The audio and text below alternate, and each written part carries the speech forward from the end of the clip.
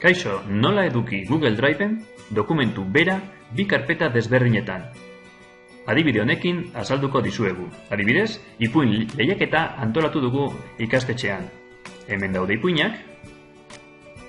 Eta gehien gustatu zaiguna izan da bigarren ipuina.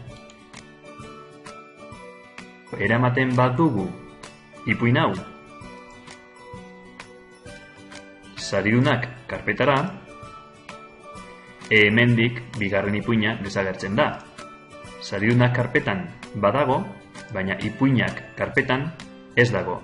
Egin nahi duguna da dokumentu bera bi lekuetan egotea.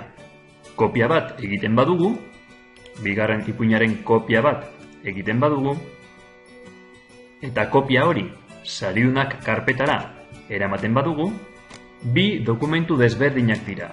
Eta jatorrizkoa aldatzen badugu, aldaketa horiek hemen kopian ez dira isladatuko. Beraz, horrela ere ez da egiten. Egin behar duguna da hautatu ipuina, klikatu eraman ona, hautatu karpeta, baina begira, hemen eraman jartzen du. Teklatuan kontrol tekla zapaltzen badugu, gehitu agertzen da. Askatzen badu, eraman, baina zapaltzen badu, gehitu.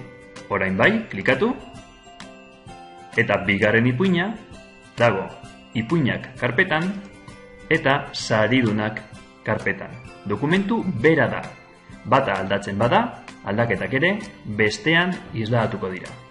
Eta karpeta batetik edo bestetik ezabatzen badut, bietatik ere desagertzen da. Beraz, kontuz. Eskerrik asko, agur!